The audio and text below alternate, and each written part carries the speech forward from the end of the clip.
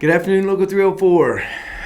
Amazing how much the weather is changing. 82 degrees yesterday, and it feels like it's 30 today, and I hear snow next week, so hang on. Jumping right into the latest business manager update. Let's start out with our COVID updates. We are still at 58 in Evergy. I don't get a lot of numbers from the other companies. I hear here and there where members report about it.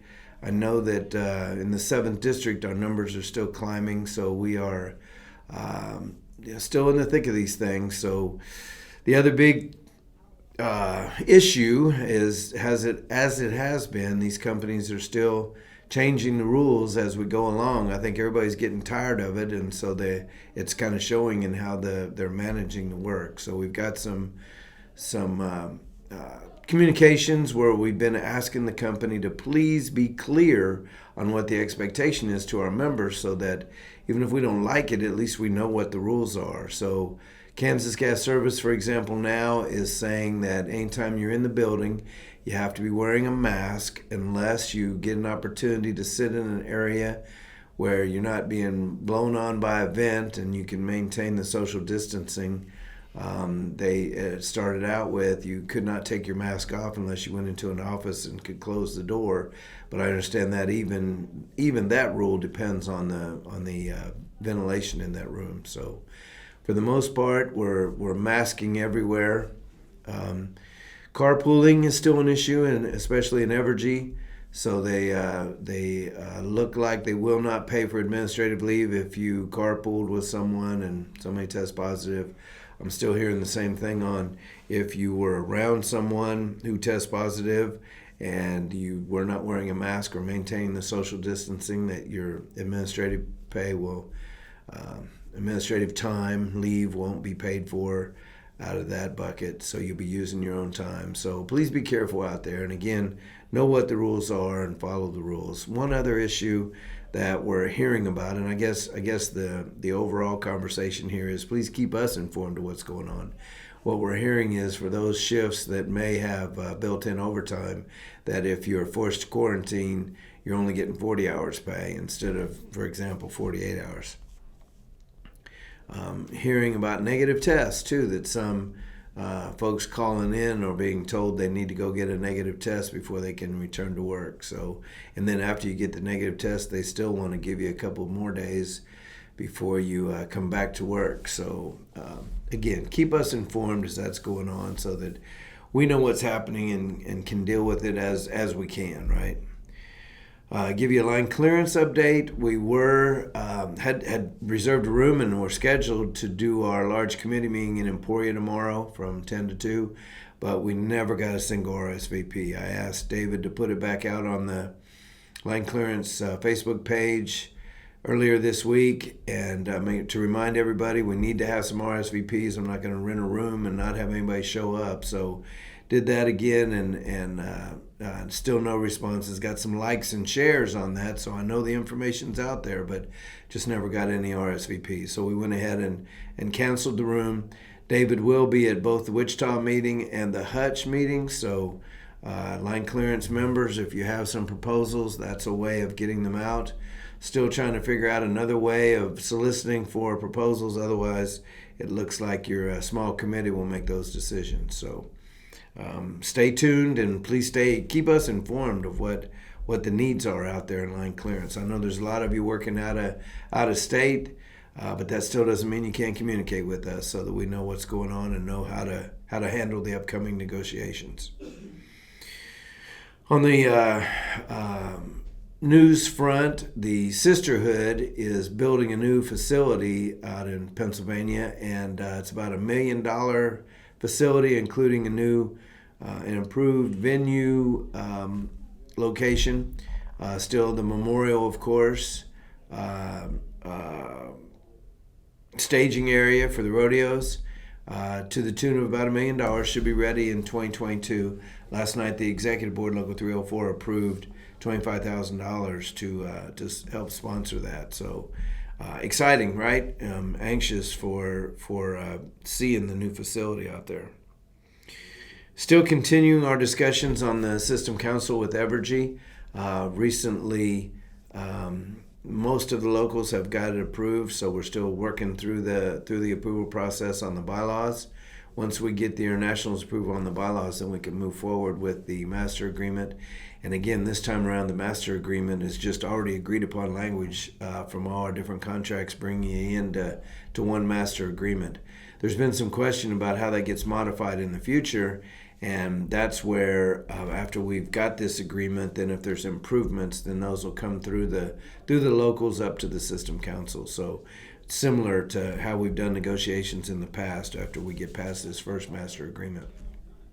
We'll still have our local agreements, still have the standard way of doing that: large committee proposals, large committee, small committee, and meeting with the company for our individual working conditions in our agreements. Let's have a little bit of a political discussion. I know we're getting real close to the general election, and I've got a lot of concern from members coming out about who's being endorsed and why, and so I think it's important to hit this head on that Local 304 has never endorsed any specific presidential candidate. We look at the AFL-CIO's endorsement of our state and city races, put those out on our webpage so that you can see who has a labor-friendly history of voting. That's the important part for us. The social issues, your beliefs, all those things, you need to take care of those. We've never told you who to vote for and never will. All we want to do is give you the opportunity to say, to see who votes for those issues that are important to labor and let you have that information to help you make the decision. So I know that the angst that's out there from our members saying that IBEW is endorsing Biden is a concern for them, when in fact IBEW is doing the same thing that we as a local are doing, just looking at labor-friendly candidates. It just so happens this is the first time in history that a presidential candidate has asked a labor leader to be on the transition team. So it's a great opportunity for union's voice to be right in the ear of a presidential candidate. So there is some information that's available out on our webpage if you want to see what kind of energy plan, for example, and some comparisons that are out there. Also, just got a letter from our international vice president today that's got some links in it too for more information if you're interested. Again, let me reemphasize, Local 304 does not tell you who to vote for. We only provide you the information so that you can make that decision. Who you vote for is your own belief.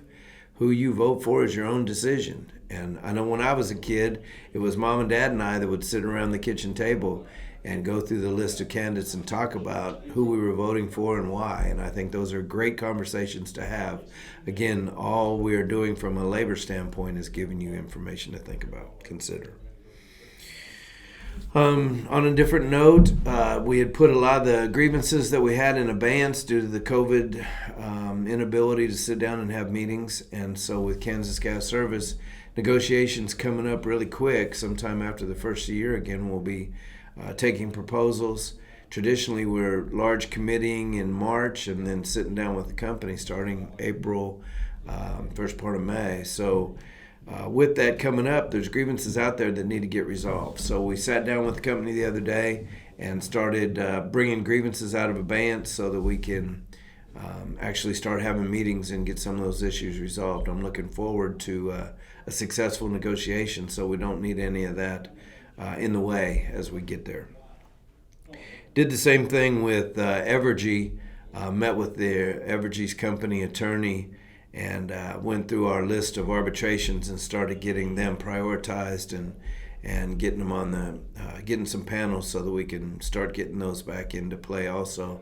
Again, we'll be at the table next year on our local agreements with Evergy, so we need to get those taken care of. Also in the Evergy, we did an all-hands generation meeting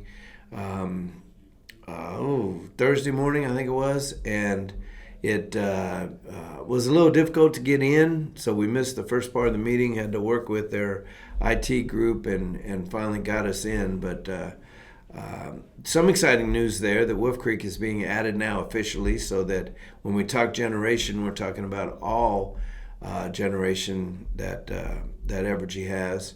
Specific to coal-fired generation, we're still gathering the information on the balance between how we can retool the employees there to keep them successful with the company, and yet how we can bridge their replacement and not just have contractors on property. I know that you're seeing a real spike of contractors, and so we want to get a handle on that. I've done some requests to the international, because obviously we're not the first ones that have been down this path. There's been a lot of coal-fired plants that have closed in the last 10 years, and we need to be able to use some of their good facts in order to help us. So gathering that information, continue to look forward to more meetings.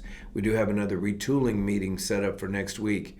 The latest boot camp that went through, we had quite a few of our generation hands that were successful completion of that substation boot camp, and I know that through discussions with the company on the T&D side, there's going to be jobs that are going to be coming open, and so we just need to be prepared for those jobs and make sure that you're comfortable with what employment's out there. So again, I know I told you the last time, don't be scared of that survey. Fill that thing out. Let's do whatever we can to make us successful in transition and keeping employment with Evergy. Along with generation, we do have a new termination out of Wolf Creek that sat in on this week, and getting the grievance meeting set up for that so that we can look at the facts and continue to do what we can to make the employees safe out there, so keep them employed. So with that, appreciate your time and stay safe and healthy, and I'll look forward to talking to you next week. Thank you, Local 304.